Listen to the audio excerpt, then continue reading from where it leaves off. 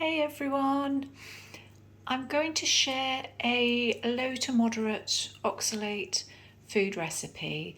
This one you can have for lunch, evening meal, any time of the day, but generally I tend to have this for an evening meal. What I'm going to do, just going to share with you the ingredients, and then it's a really simple, quick one this. Apart from waiting for the butternut squash to cook, it's really quick, this recipe, certainly to prepare. So what we need, we're going to need some sea salt. You can use Celtic salt, Himalayan salt, ordinary salt, whatever suits you. I prefer the Celtic salt. Now, I like to have quite a bit in this recipe, so, I really like to, certainly with the butternut squash. It's really your choice how much you want to put in. I will show you how much I put in shortly.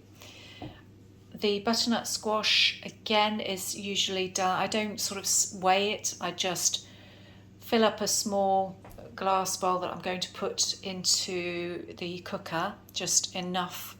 It will shrink to about 2/3 the size. So I don't measure this, so use your own discretion if you are following a low oxalate diet on how much you use. So I'll leave that to your discernment. The coriander is a low oxalate. Now, I tend to put a handful of this and chop it up. We also have, now, you could do a whole red onion, but I find it's a little bit too much, so I choose to have half a red onion chopped. A whole lemon squeezed. One large garlic chopped. A very ripe or ripe avocado, approximately half a cup of pre-soaked and pressure cooked beans. Now, the type of beans I'm using are low or moderate oxalate, but when you combine them and soak them and pressure cook them, it comes to the top end of the low oxalates. Now, I've put just over half a cup in, so it does go into the low moderate for the one I'm doing today. So I'm using chickpeas, black-eyed peas and mung beans, which are all acceptable on a low oxalate diet.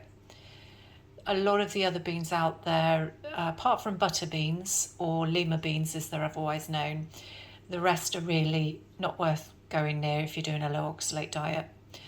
They just go a bit too high in the high category.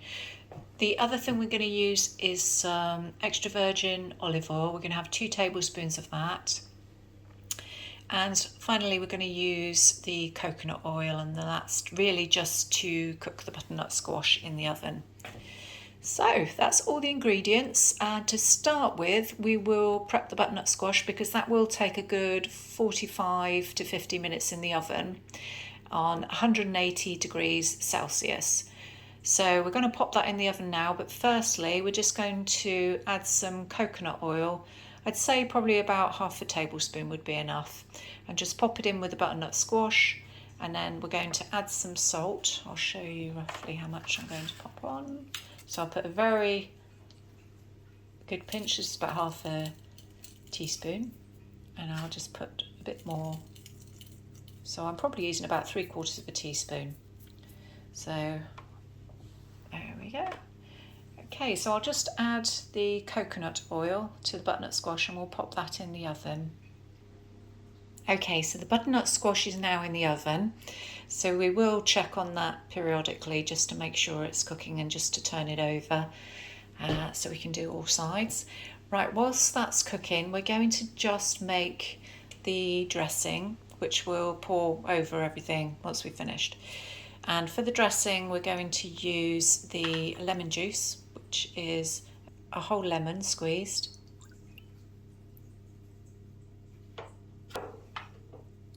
One whole large chopped garlic. And we're going to add the olive oil. Okay, there we go. So we've just added the 2 tablespoons of olive oil. We're just going to mix all of that together.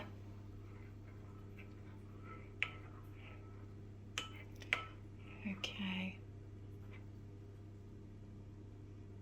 So whilst the butternut squash is cooking, we'll place this one in the fridge to keep it cool, and then we'll come back to you. Okay, so just for those that maybe want to experiment a little bit more, you again can play around with this recipe as all of the previous ones I've done. If you want to replace the lemon juice for lime, that's absolutely fine. Everybody's got different tastes. I have tried lime juice before. I prefer lemon, that's just me. But again, you can try it if you want to. In the meantime, what we're going to do is we're just going to mix the rest of the ingredients here, apart from the avocado, which we will do last minute because avocados do go brown quite quick. So we pour all the beans into a bowl along with the onions, the red onions. Just pop those in there.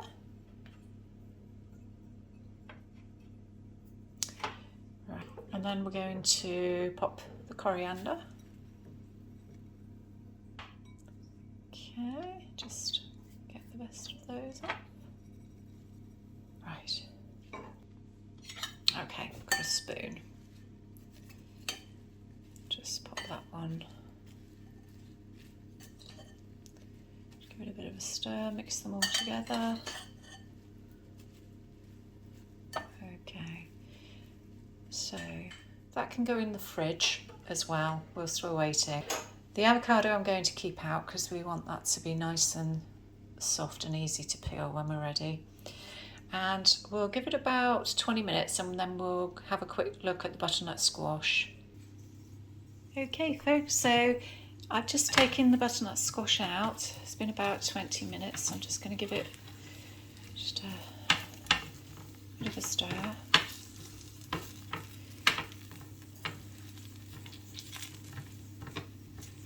There we go. Okay, we'll pop it back in the oven. Okay. The butternut squash is nearly cooked, so what we'll do, I've just taken these 2 bowls back out of the fridge. We're going to pop them into this dish. And then we're going to pour the oil over the top.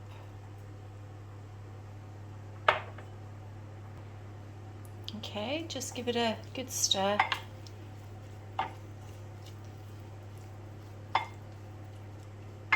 And then we're going to slice the avocado and add it to the top. Okay, and then once we've done that, we're just gonna again just stir it. Just make sure the lemon juice goes over the avocado. Just helps preserve it a little bit longer.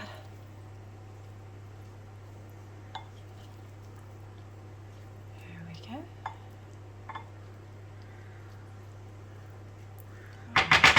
Right, once we've done that, we'll take the butternut squash out the oven. Okay everyone, so the butternut squash, we're just gonna give it a stir and then just add it, scatter it to the top. Now obviously depending on the oxalate content, I'll just mention briefly how it works. I mean, a low oxalate diet is generally about 40 to 50 oxalates a day, and that's kind of including your drinks and your food, which is not really much. It is doable for very limited diets, but like I said, I tend to do sort of low to moderate, and mine sort of varies about more around the 80 to 90 mark. So I haven't completely come down, but this one, as I say, would probably be at the top end of the low, just touching the moderate, but it's still very doable as a low oxalate diet.